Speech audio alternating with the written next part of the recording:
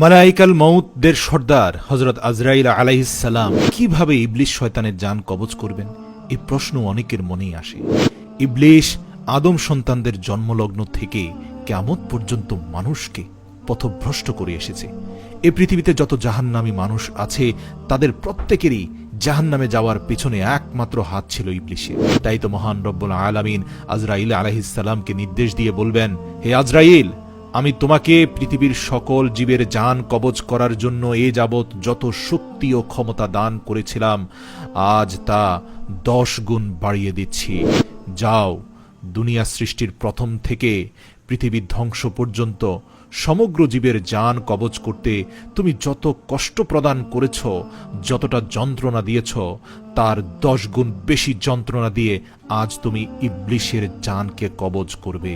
তুমি তোমার সর্বশক্তি নিয়ে যাও এবং আমার তরফ থেকে দেয়া গজবের পোশাক পরিধান করে যাও, যাতে ইবলিসকে এ পৃথিবীর সকল গুনাহগারদের থেকেও বেশি কষ্ট দিয়ে তার রূহকে কবজ করতে পারো। আল্লাহ পাকের আদেশে মালাইকাল মউত দোজখ থেকে 70,000 গজবের ফেরেশতা এবং অসংখ্য আগুনের শিকল নিয়ে ইবলিসের জান কবজ করার জন্য ছুটবেন। আর সেটা যদি কেউ দেখত, তাহলে দুনিয়ার যাবতীয় জিন মানব সাথে সাথে অজ্ঞান হয়ে যেত। হাদিসে এসেছে তারা প্রাণ ত্যাগ করত। এতটা ভয়ঙ্কর হবে ইবলিসের জান কবজের ঘটনাটি। নবী করিম সাল্লাল্লাহু আলাইহি সাল্লাম ইরশাদ করেছেন, কিয়ামতের নিদর্শন সমূহের মধ্যে একটি নিদর্শন হলো সূর্য পূর্ব দিকে উদিত হওয়ার বদলে পশ্চিম দিক থেকে উদিত হবে। এটা এমন সময় হবে যখন লোকেরা তার প্রতিদিনের কাজ শেষ করে শুয়ে পড়বে এবং রাত হয়ে যাবে। লোকজন ঘুম থেকে জাগ্রত হয়ে যাবে, কিন্তু রাত আর শেষ হবে না। তখন লোকজন পেরেশান হয়ে যাবে, রাত কেন শেষ হচ্ছে না। অবশেষে 3 দিন সমান রাতের দীর্ঘ অপেক্ষার পর সূর্য পশ্চিম দিক থেকে উদিত হবে। কিছুক্ষণ থাকার পর সূর্য আবার পুনরায় ডুবে যাবে এবং তারপর আবার পূর্ব দিক থেকে উদিত হবে। এই দৃশ্য দেখে শয়তান চিৎকার করে কান্না করবে আর বিলাপ করতে থাকবে, কারণ ইবলিস বুঝে যাবে তার সময় এসে গেছে। জীবনভর সে আদম সন্তানকে পদে পদে পথভ্রষ্ট করে এই পৃথিবীতে যে অনাচার অত্যাচার করিয়েছিল, মানুষের সরল সঠিক পথের বাঁকে বাঁকে পথভ্রষ্টতা ঢুকিয়ে দিয়েছিল, সকল পাপের কথা তার স্মরণ হবে এবং বলতে থাকবে, আমার মৃত্যু, হায় হায়, হায় হায় আমার মৃত্যু। ইবলিসের দলবল এই অবস্থা দেখে বলবে, আমরা তোমাকে সারা জীবন এমন বিলাপ করতে দেখিনি, তোমার আজকে কি হয়েছে? আমরা তো এখনো শক্তিশালী আছি।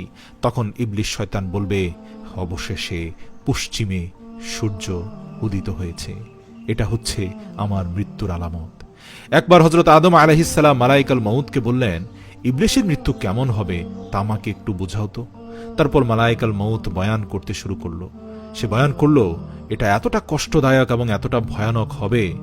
এবং যখন মালাইকাল মউত এর কিছুটা দৃশ্য আদম আলাইহিস সালামের সামনে উপস্থাপন করার চেষ্টা করলেন, আদম আলাইহিস সালাম তা শুনতে পারলেন না এবং দেখার সহ্য ক্ষমতা হলো না।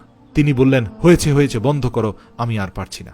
হযরত আজরাইল আলাইহিস সালাম পাপাত্তা ইবলিসের জান কবজ করার জন্য তার পেছনে ধাওয়া করলে সে দ্রুত পালায়ন করে দুনিয়ার এক প্রান্ত থেকে অপর প্রান্ত পর্যন্ত ছোটাছুটি করতে থাকবে।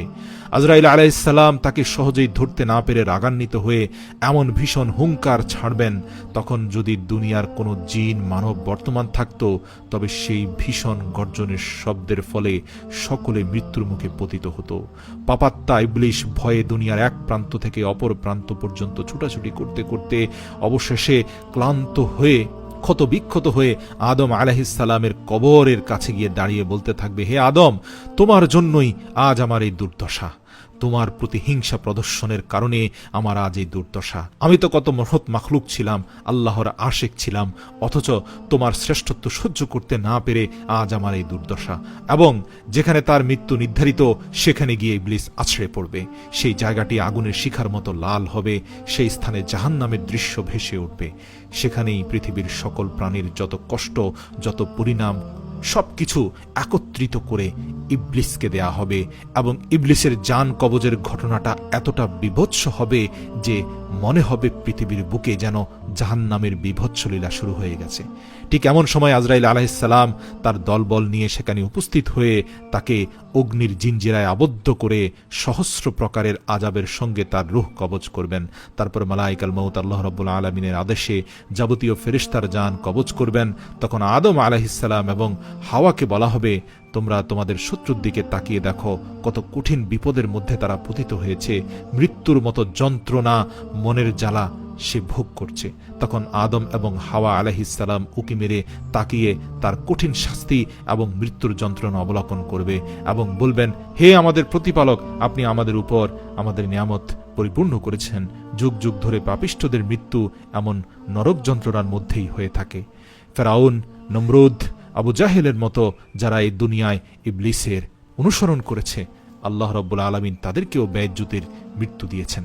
হে আল্লাহ, আপনি আমাদের সবাইকে মৃত্যুর সময় কালেমা নসিব করবেন, আমরা যেন সবাই বলতে পারি লা ইলাহা ইল্লাল্লাহু মুহাম্মাদুর রাসূলুল্লাহ সাল্লাল্লাহু আলাইহি ওয়াসাল্লাম।